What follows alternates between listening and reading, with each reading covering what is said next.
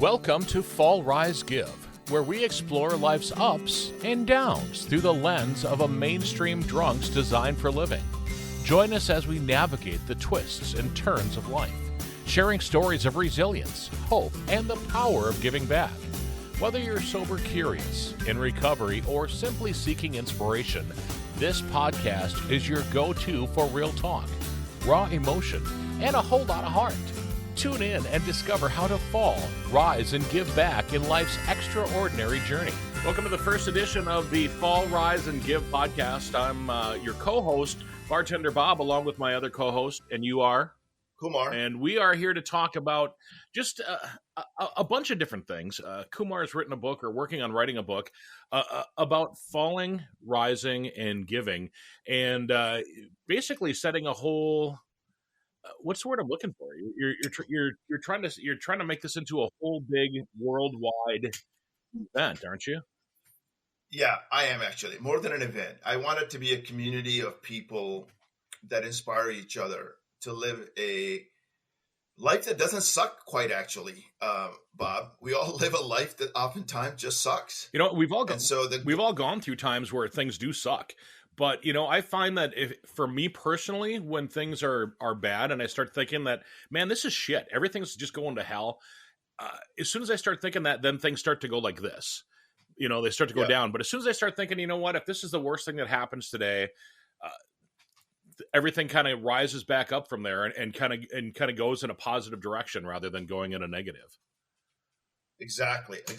So there's a whole lot of things out there that can help us turn our mindset, our thoughts, and that lead to a better result after we've fallen or we're failing.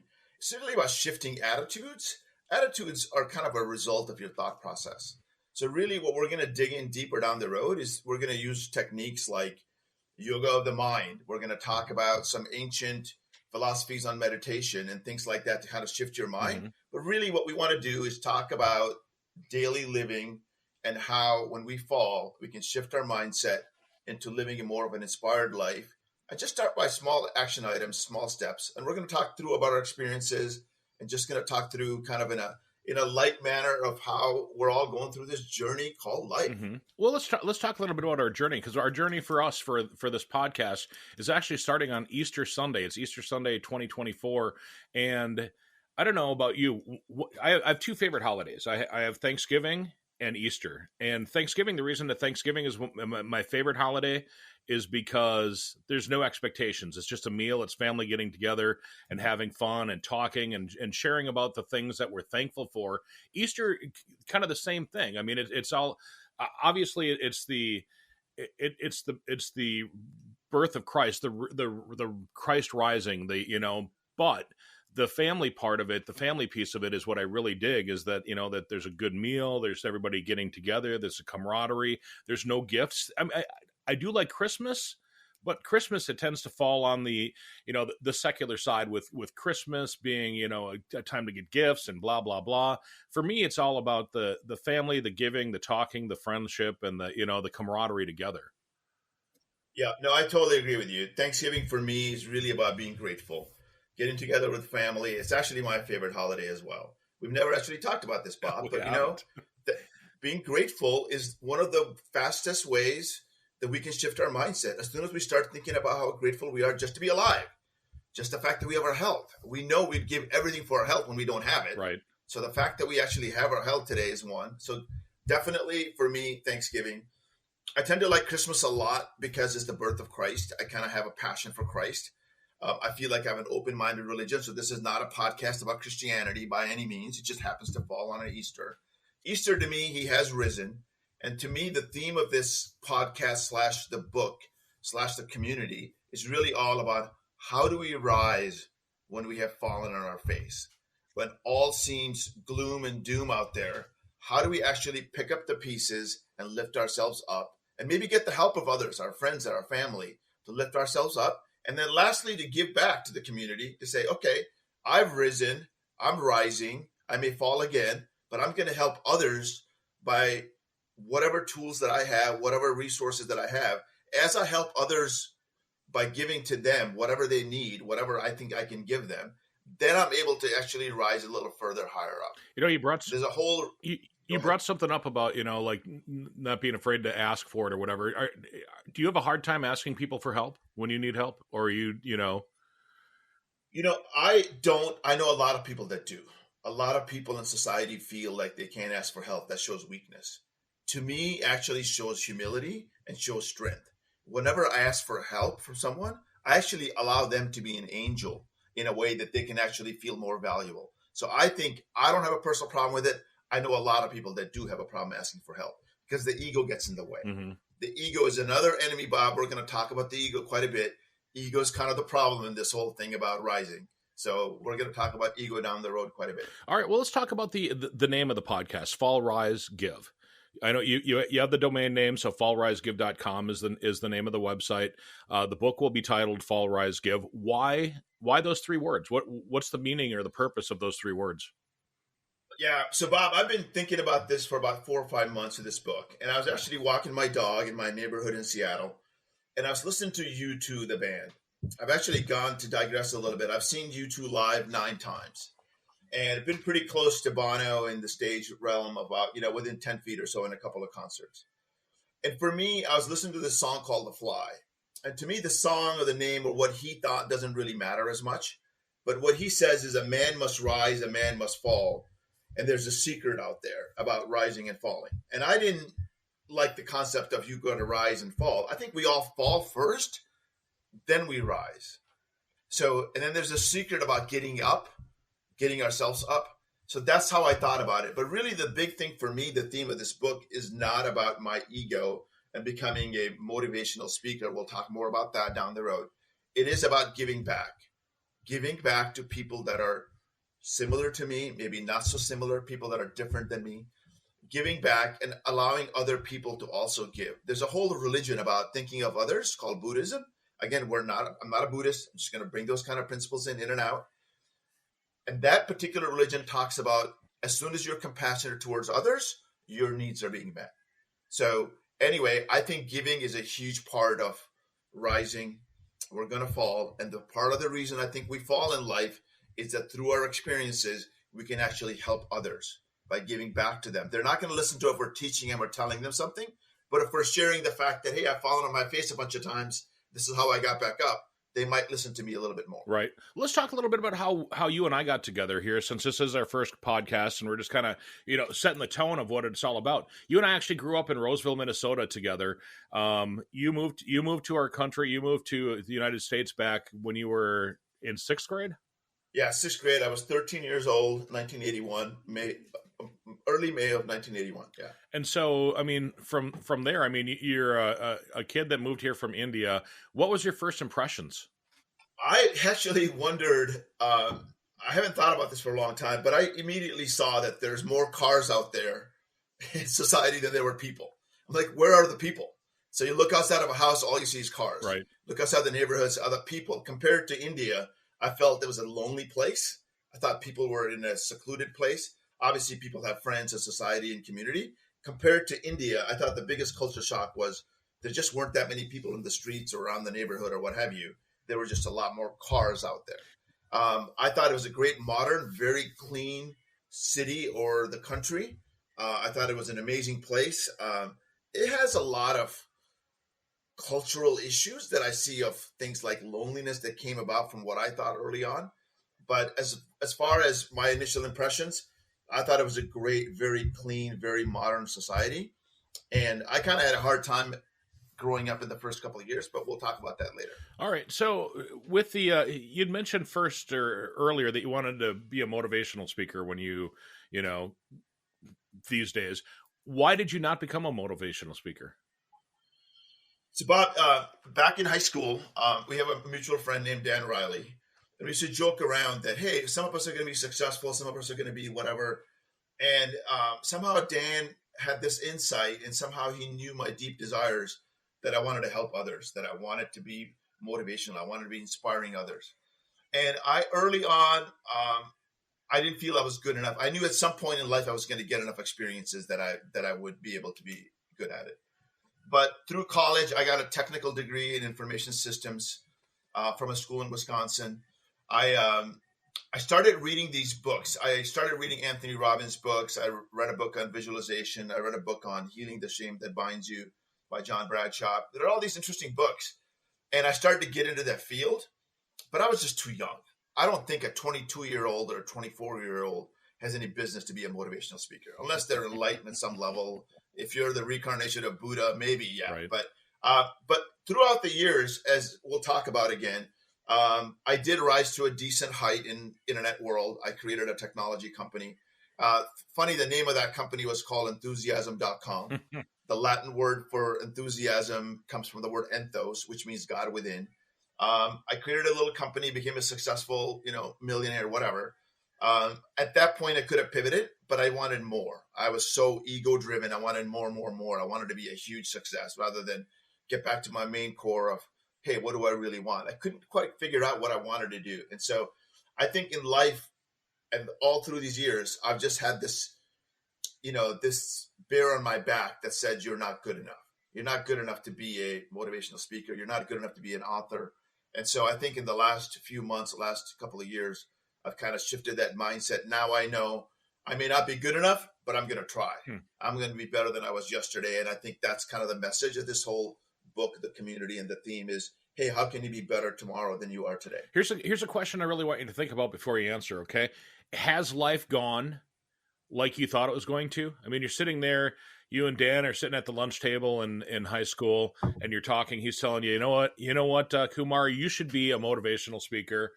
And your thought at that point, bam, has your life gone where you thought your life was going to go?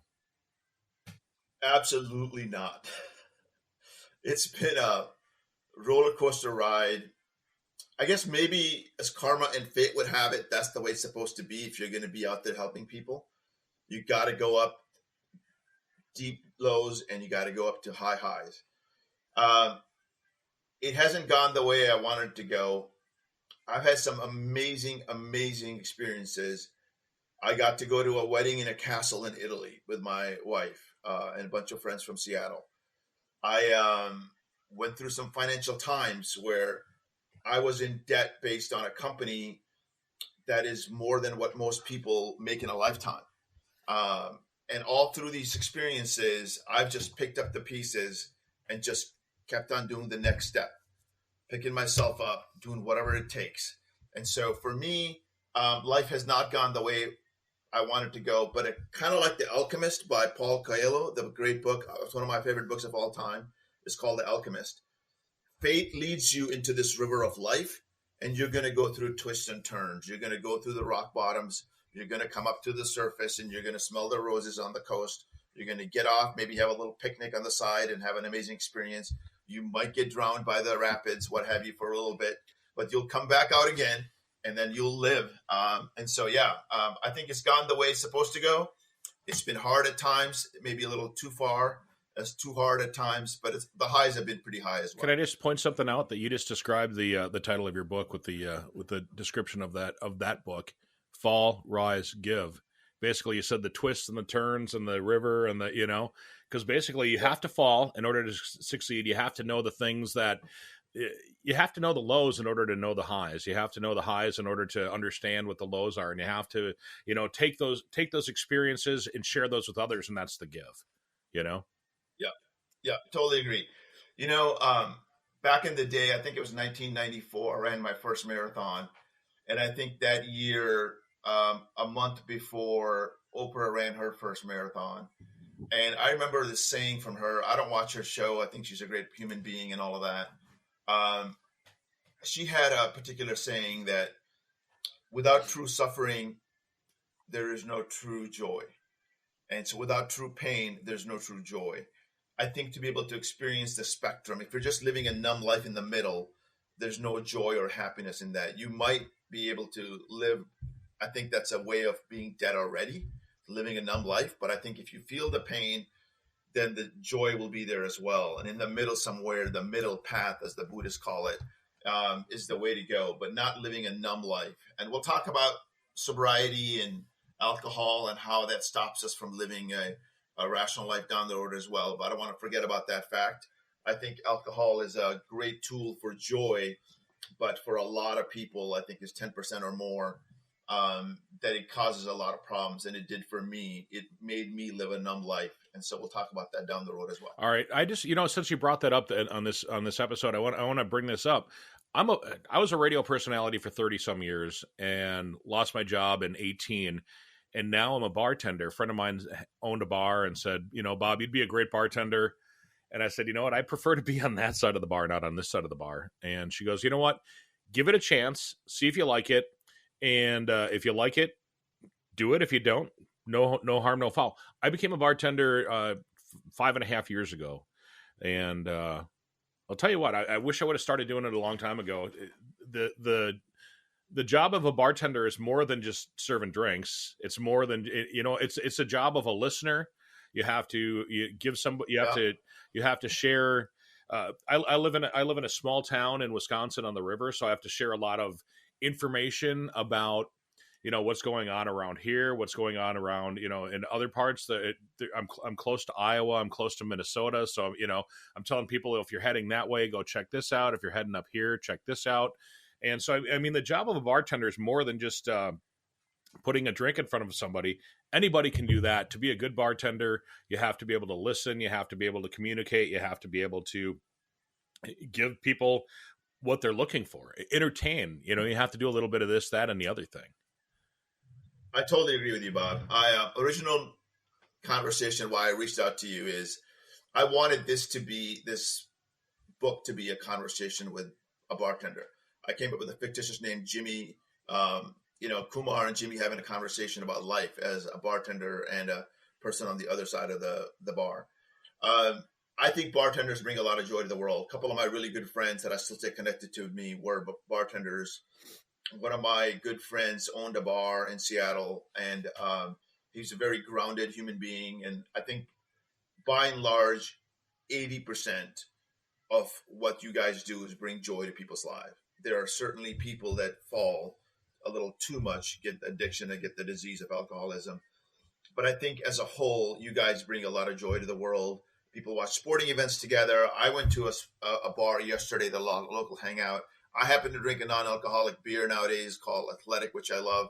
But yeah, I think bars bring people together. I think bartenders play the role of a therapist, a priest, a good friend. I think you add a lot of value to society. So there's absolutely nothing but respect for bartenders in my life. You mentioned the priest thing, and since we both grew up Catholic, we are not bound by the cloak of, hey, if you tell me something, I'm not telling anybody else about it, because sometimes we do slip up and let people know, hey, we are sometimes a spreader of gossip as well. Yeah, agreed. No doubt about it. I mean, hey, you're going to talk about that pretty eye candy down the street as well, no matter what thing you're talking about. Absolutely. Just to add a little what you said there, grew up Catholic.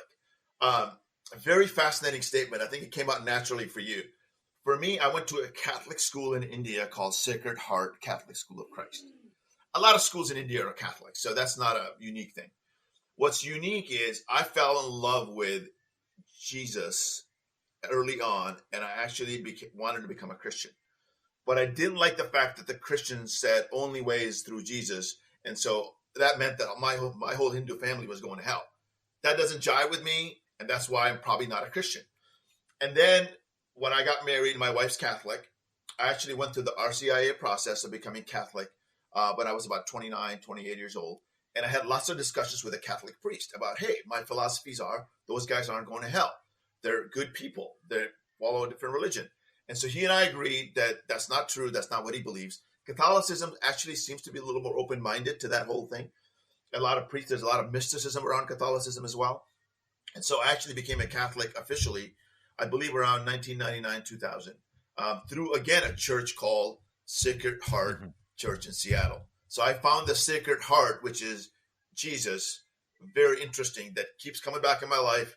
And that's where we are. So I did sort of grow up Catholic, but I'm open-minded to other religions. I'm in loving. We'll talk about Hinduism. We'll talk about Buddhism a little bit in this podcast, but we're not trying to portray a particular religion. We have a faith. We're not going to shy away from it. We're going to get excited about living. We're going to talk about the falling. And so, yeah, that's that. Looking forward to what the podcast has to bring to us. Fall, Rise, Give. My name is Bartender Bob. That's Kumar. We will talk to you on our next episode. Peace out. Thank you for joining us on this episode of Fall, Rise, Give, where we explore stories of resilience, growth, and giving back. If you enjoyed today's episode, please check out our website at fallrisegive.com. Also, consider subscribing to our podcast on your favorite platform and leaving us a review. Your feedback helps us to continue to bring you inspiring stories. Stay tuned for our next episode. And remember, every fall is a chance to rise, and every rise is an opportunity to give. Until next time, keep falling, rising, and giving. This is Fall, Rise, Give, produced by podcastforhire.com. Thank you for listening.